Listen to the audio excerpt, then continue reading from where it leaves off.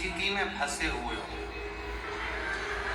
और ऐसा लग रहा है कि हम बहुत बड़ी समस्या में उलझे हुए हैं और इससे निकल नहीं रहे, या बहुत बड़ा काम है हमारा, हो नहीं रहा, चाहे प्रशासनिक हो चाहे अन्य कोई चीज का हो, कुछ मत करना। एकांत के शिव मंदिर में जाइए। अगर एकांत का शिव मंदिर भी नहीं मिले तो एकांत में कहीं छोटा सा मिट्टी का शिवलिंग का निर्माण करिए, पार्थिव शिवलिंग का निर्माण करिए। और करना एकांत में, घर के बाहर किसी एकांत में शिवलिंग का निर्माण कर लो, या तो एकांतेश्वर महादेव पर चले जाओ, कोई एकांत में शिव मंदिर हो वहां, या कहीं एक पार्थिव शिवलिंग का निर्माण करो, छोटा सा। एक बेलपत्र, बहुत ध्यान से सुनना, एकांतेश्वर महादेव का ये प्रदान। जब किसी विषम परिस्थिति में उलझे हुए हो, बहुत बड़ी समस्या सामने आकर खड़ी हो गई है, सबके हाथ जोड़ लिए, सबसे निवेदन कर लिया कि हमारा ये काम कर दो, नहीं हो रहा, सब दूर से मेहनत कर ली है, परिश्रम कर लिया है, परिश्रम तब भी जारी रखना। एक बेलपत्र, एक चावल का दाना, एक सफेद पुष्प, एक शमी का पत्ता, एक छोटी सी दुर्वा। दुर्वा जानते हो सब लोग, जो जमीन पे दूब लगी होती है, दुर्वा, दुर्वा, एक दुर्वा। वो दुर्वा में बस, दुर्वा में वो जो दुर्वा होती है, कोई दुर्वा एक डंडी की होती है। दुर्वा में बस इतना ध्यान रखना कि दुर्वा एक रहे और उसमें से 2 पत्तियां निकली हुई है। देखिए ना, आप लोगों ने पहले बोलो, जम के बोलो, देखा है ना, दुर्वा एक हो और 2 पत्ती की, एक ही कहलाई, 2 पत्ती निकली हुई दुर्वा, एक श्वेत पुष्प, शमी का पत्ता, बेलपत्र, चावल का एक दाना। एकांत में कोई शिव मंदिर हो, अगर मंदिर ना हो तो एक छोटा सा पार्थिव शिवलिंग का निर्माण किसी पेड़ के नीचे एकांत में जाकर पूजन कर कर, आराधना कर कर, घी का दीप लगाकर एक एक सामग्री शिव जी पर अपने मन की कामना कर कर समर्पित करना प्रारंभ कर दीजिए। शुरुआत दुर्वा से कर ली। दुर्वा के बाद में श्वेत पुष्प, शमी का पत्ता, चावल का दाना और बेलपत्री सबसे आखिरी में बाबा को समर्पित कर कर, हृदय से प्रार्थना कर कर, बाबा से निवेदन कर कर, दीप अगर मंदिर में कर रहे हो तो दीप ठंडा होने का इंतजार मत करना। अगर पेड़ के नीचे एकांत में शिवलिंग का निर्माण कर कर पूजन कर रहे हो तो दीप ठंडे होने का इंतजार करना। दीप ठंडा हो जाए तब भगवान शिव को ले जाकर विसर्जन करना। जो एक बेलपत्री है बस उसको घर लेकर आना, बाकी का सब विसर्जन कर कर आना। मेरा एकांतेश्वर महादेव उस कार्य में सफलता प्रदान करें। एकांतेश्वर महादेव तुम रुका जी कह रहे माता पार्वती से, पार्वती आप शिव जी की आराधना करो, मना नहीं, पर शंकर की आराधना में कीर्ति को, वैभव को पीछे छोड़। एकांत में बैठा हुआ महादेव, एकांतेश्वर महादेव की मूलता ये कहती है, महत्वता ये कहती है कि आप अपने अहंकार से दूर हो जाओ। अहम से दूर होकर मेरे करीब में आओगे तो तुम्हें खाली नहीं रखूंगा, झोली भर कर ही भेजूंगा। वो एकांतेश्वर। जब कोई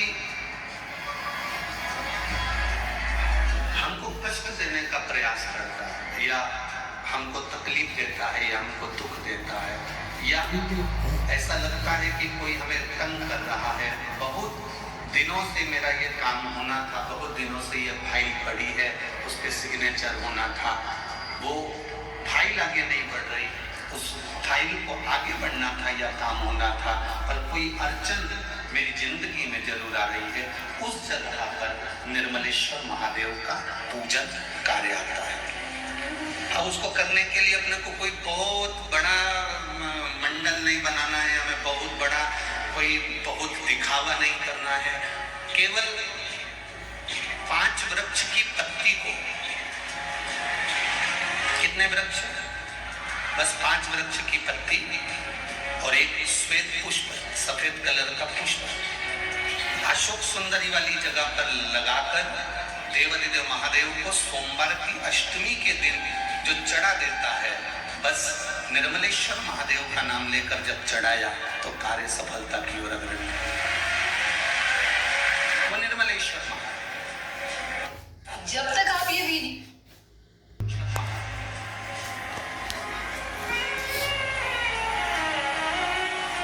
प्रत्येक जीव के हृदय में निर्मलता प्रदान करना, प्रत्येक जीव के हृदय में एक सुख का अनुभव करवाना, प्रत्येक जीव के भीतर एक भक्ति का आनंद प्रदान कर देना। कहीं अगर आपको भी लगता है कि मेरा ये काम होना था, मैंने ये लोन लेने के लिए, मैंने कर्जा चुकाने के लिए, मैंने ये मकान बनाने के लिए, मैंने ये कार्य करने के लिए, ये काम पहले लगभग 2016-17 में भी निर्मलेश्वर महादेव का वर्णन पहले कर चुके हैं। वृक्ष की पत्ती लेना है, 5 वृक्ष की पत्ती और एक सफेद पुष्प। क्या नाम बोलोगे? निर्मलेश्वर महादेव। बस सबके भीतर निर्मलता का जो भाव प्रकट कर, जो निर्मलता का भाव सबके भीतर एक आनंद की अनुभूति लाकर रख दे, सबके भीतर एक सुख का अनुभव करा दे, वो निर्मलेश्वर महादेव। शिव तत्व कराए शिव महापुराण की कथा, इधर आवाज नहीं जा रही है। निर्मलेश्वर महादेव का स्मरण, आवाज बढ़ा उधर। निर्मलेश्वर महादेव का स्मरण जो कि निर्मलता देने वाला, निर्मलता, सुख देने वाला, आनंद देने वाला। मैंने तेरे ही भरोसे बाबा, तेरे ही भरोसे हवा बिच उड़ती जावांगी, बाबा डोर हंसो छठी नामे कटी जावांगी, बोले मैं तेरी पता, शंभो मैं तेरी। तो शिव महापुराण की कथा करें, भगवान शिव की भक्ति को धारण करना, शिव तत्व को अपने भीतर उतारना, और भगवान शंकर के गुणगान को अपने भीतर उतारकर भगवान शंकर की भक्ति को विश्वास के साथ जब हम करते हैं तो शिव कृपा जरूर करता है, ये निश्चित। बीमारी समाप्त नहीं हो रही, या मेरा दुख या मेरी तकलीफ है समाप्त नहीं हो रही, कष्ट मेरे मिट्टी नहीं, दुख मेरे समाप्त नहीं। अब बेलपत्री के जो बीच वाली पत्ती होती है और उस पत्ती के नीचे 2 पत्तियां होती हैं, बहुत ध्यान से देखिएगा और समझिए।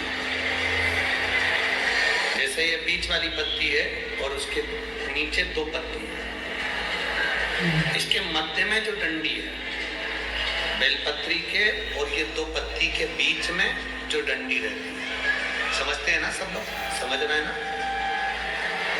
बेलपत्री की बड़ी पत्ती, पहले नंबर की पत्ती, और उसके नीचे की 2 पत्ती, उसके बीच की जो डंडी होती है, इस डंडी में चंदन का लेपन कर ये बीच की जो भाग है, डंडी है, उसमें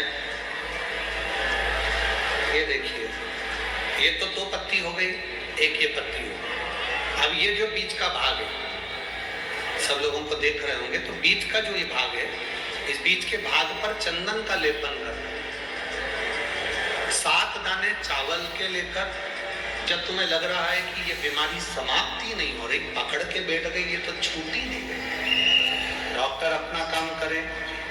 या कोई ऐसी बात है कि अदालत में कोई केस चल रहा है, या प्रशासनिक कोई तकलीफ आ रही है, या अपने घर में कोई व्यापार से जुड़ी हुई या कोई धन से जुड़ी हुई कोई प्रॉब्लम है और वो समाप्ति नहीं है, बहुत आप लोगों ने कर लिया, तब